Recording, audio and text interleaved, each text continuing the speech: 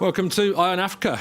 Coming up, Mozambique in mourning as investigators seek to establish what caused a petrol tanker to explode, killing dozens of people near the Malawi border.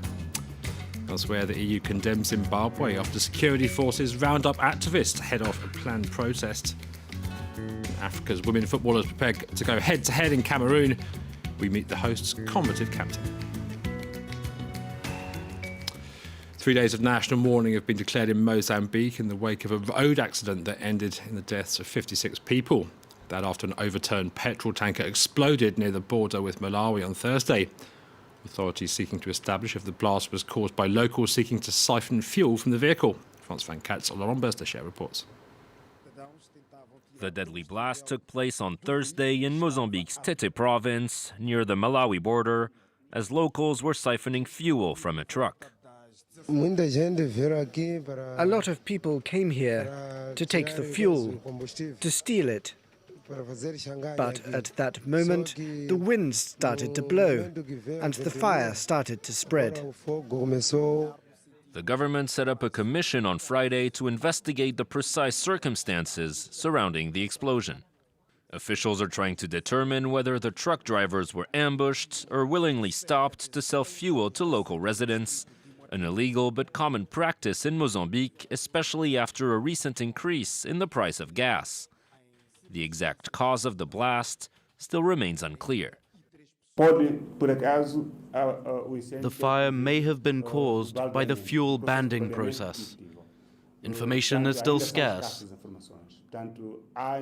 There is also evidence that a smaller fire started inside the main tank, from which fuel was siphoned.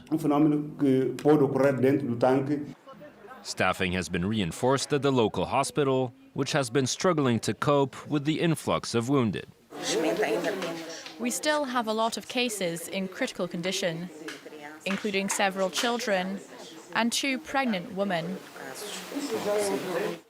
Authorities said those burned beyond recognition will be buried in a mass grave. A 3-day period of national mourning is also set to start on Saturday.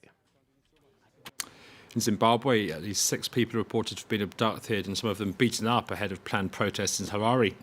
That was right, police flooded the streets of the capital after civil action groups called for anti-government demonstrations. It's not the first time this year security forces have been accused of intimidating protesters. We can hear now from some of those affected, including a leading organiser. The security agents opened fire. I then was blindfolded and manhandled before being bundled into one of the trucks. They took me and the others were left behind. That's not going to deter and discourage me from fighting for a better Zimbabwe.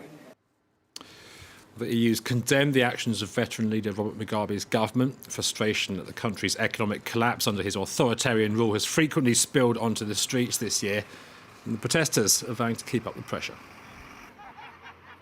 What they've done is not going to intimidate us, and we're not going to be deterred from doing what we're doing. We are going ahead with our demonstration. Like previously, we were cheated of our money and it disappeared. So I fear that as well, the bond notes will not circulate internationally. I just think it's unfair to the general public. They're just trying to force the people what they don't want. Let's get some more African news in brief now. And in Somalia, voting underway in parliamentary elections after a series of delays. Security is tight across the country, which has experienced decades of violence. Delegates chosen by clans are casting their ballots for members of parliament. We'll go on to name a new president. That's scheduled for November the 30th. Moroccan King Mohammed VI presses on with his busy schedule. The COP22 climate summit wrapping up in Marrakesh today and declaring Africa the front line in the fight against global warming. The King taking that message on the road. First stop, Addis Ababa, the Ethiopian capital. After that, he'll be in the Madagascan capital, Antananarivo, for a summit of French-speaking nations that gets underway on November the 26th. South Africa, their pre-trial hearing of triple murder suspect Henry van Breda has been postponed until February. He's now expected to face trial in March. 21-year-old stands accused of hacking parents Martin and Therese and brother Rudy to death with an axe in their home on a luxury golf estate. His 17-year-old sister Marley, who survived an attack which shocked the nation but sustained serious brain injuries, is expected to testify against him. The former head of South Africa's anti-corruption watchdog has been named Forbes Africa Person of the Year. Thuli Madonsela was a public protector from 2009 until last month. She gained prominence amid various allegations against Jacob Zuma and his family, ruling that the president had unduly benefited from government money used to upgrade his home.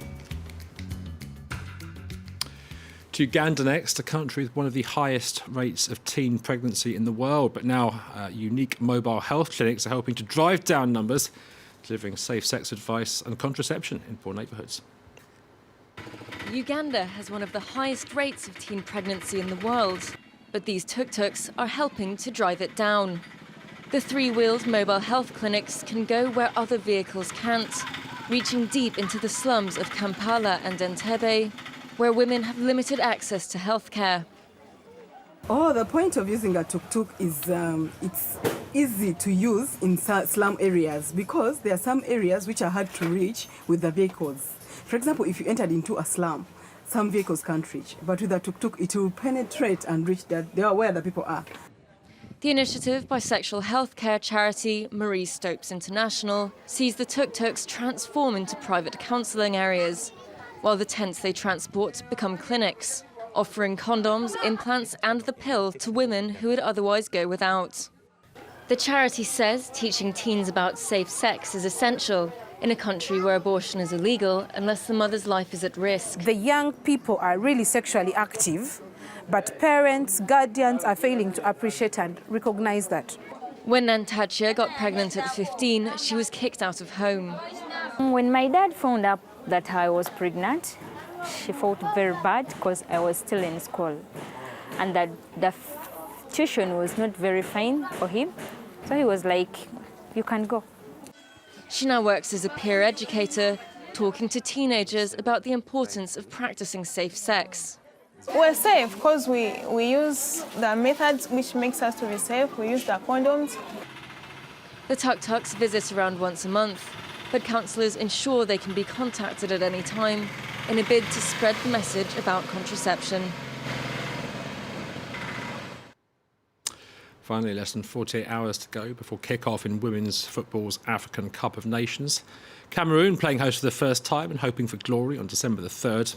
We profile the Lionesses' combative captain. A festive atmosphere in front of the hotel of the Indomitable Lionesses, the name given to the Cameroonian female national football team. The team's pillar is Christine Mani, 32 years old, captain and veteran of this selection. She has been a footballer for more than 15 years. I started playing while still very young. I would play as a hobby, I guess you could say. I spent time after school playing, but after a while I began really enjoying it. Today, Mani is an example for her 21 teammates, nearly all professionals who are inspired by the evolution of their captain. She's very intelligent on the field of play. Tactically, technically, she's also good, and she usually acts like a catalyzer in the team. Like many in Cameroon, Mani grew up in a poor neighborhood of Yaoundé, where her mother still lives. Pictures of her first games hang on the walls in her mother's home, a source of pride. I feel joy deep inside me. This is why I'm always in church. I thank God for having given me such a good child. At their last test match a few days ago, Mani took the field as a captain looking for her first continental title. In a country where women's football has become a passion for men and an inspiration for many women who came to the stadium. I'm absolutely certain that the Indomitable Lionesses will go far in this competition. For Mani, who abandoned her studies, her mantra remains rigor and hard work. You have to be disciplined, and you must believe in everything you do, even when it's difficult. You must believe. On the eve of her last international competition, the leader of the Lionesses hopes for sweet victory in just 3 weeks, bringing joy to her entire nation. That's it for EYE on Africa. Do stay with us here on France 24.